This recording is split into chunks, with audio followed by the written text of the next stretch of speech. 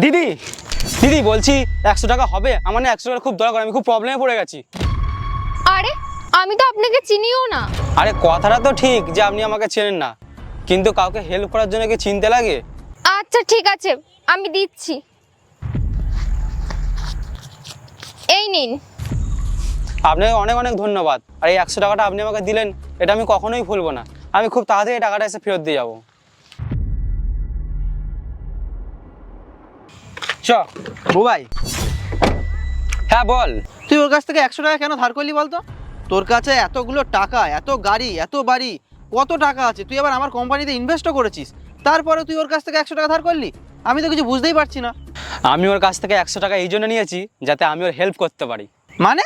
আসলে আমি একদিন এখান থেকে যাচ্ছিলাম, আর আমি ওকে ফোনে কথা বলতে শুনেছিলাম।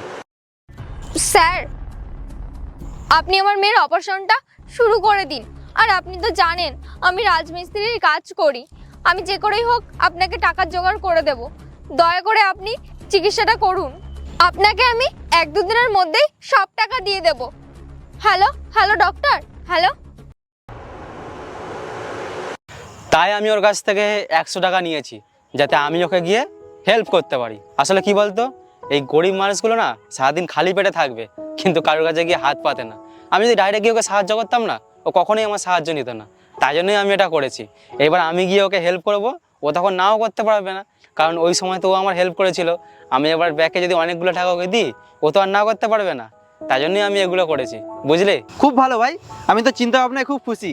ঠিক আছে, চল তাহলে ব্যাংকে গিয়ে ওর জন্য টাকা নিয়ে আসি। হ্যাঁ চল ভাই, আমি ড্রাইভ করছি।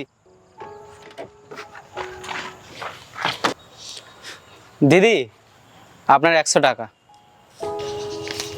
আরে দাদা, এই 100 টাকা দিয়ে কি দরকার ছিল? এটা কিরকম কথা বলছেন দিদি? আপনি আমার দরকারের সময় আমাকে সাহায্য করেছেন, আর আমি আপনাকে টাকা ফেরত দেবো না?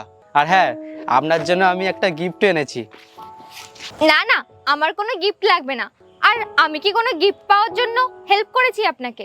আমি জানি আপনি আমার হেল্প একদম নিঃস্বার্থে করেছেন। আপনার জন্য যখন আমার এত লাভ হয়েছে, আমি আপনাকে ছোট্ট একটা উপহার দিতে পারবো না?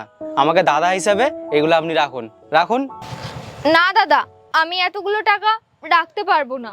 না, তুমি ধরো ধরো, ধরতে হবে, ধরো।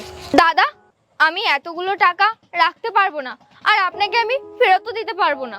আচ্ছা, আপনি আপনার মেয়ের চিকিৎসা করাবেন না? আপনি কি করে জানেন? আপনার সব কথা আমি শুনে নিয়েছিলাম, আর এই কারণেই আমি আপনাকে হেল্প করতে এসেছি, যাতে আপনি আপনার মেয়ের চিকিৎসা করাতে পারেন। তুমি টাকাগুলো রেখে দাও, আর ভালো করে চিকিৎসা করাবে।